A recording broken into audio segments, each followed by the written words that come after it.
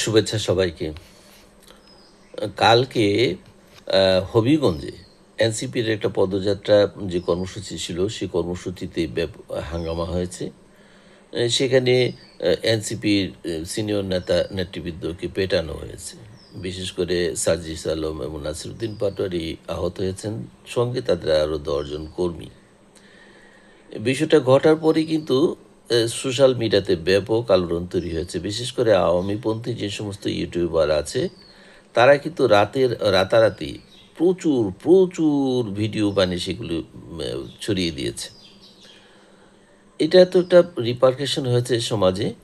প্রশ্ন হচ্ছে যে এর জন্য লাভবান কারা হলো? লাভবান কি সরকারি দল হিসেবে বিএনপি, ছাত্রদল, যুবদলের লাভ হলো? নাকি গুপ্ত থাকা আওয়ামী লীগের সুবিধা হলো? নাকি এনসিপির? আপাত দৃষ্টিতে এর দায়ভার কিন্তু সরকারি দলের উপর পড়ে, যেহেতু নিরাপত্তা দেওয়াটা সরকারের, এবং সেই ক্ষেত্রে দোষারোপ কিন্তু তাদের উপরই করা হয়েছে। এবং প্রশ্ন আসে, এখন এই বিএনপির সঙ্গে যদি গুপ্ত থাকা আওয়ামী লীগের কর্মীরাও যুক্ত হয়, তাইলে কি অবাক হওয়ার কিছু থাকবে?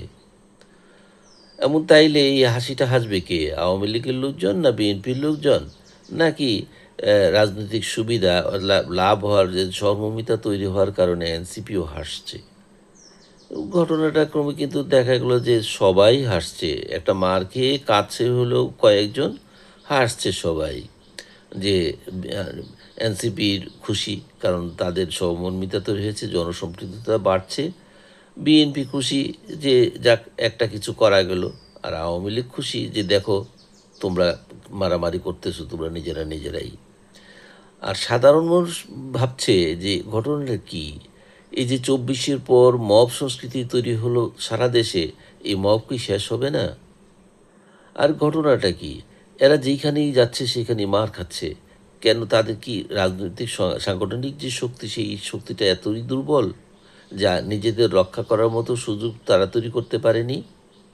অন্যদিকে যদি বলা হয় যে এটা গুপ্ত আওয়ামী লীগের পক্ষের লোকজনই করেছে, সেটাও কিন্তু সেইটাও কিন্তু ব্যর্থতা, একটা প্রশাসনের ব্যর্থতা আসে।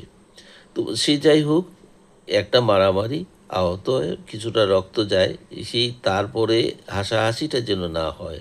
হাসাহাসির এই ব্যবস্থাটা হয়, এই ধরনের সংঘাত, গণতন্ত্র সেইখানে ব্যাঘাতগ্রস্ত হয়, এবং রাজনৈতিক পথটা চলাটা খুবই পিচ্ছিল হয়, এবং ভবিষ্যতেও যে এটা অন্য আকার ধারণ করবে না, সেই ধারণ করবে, সেই আশঙ্কাটা তৈরি হয়।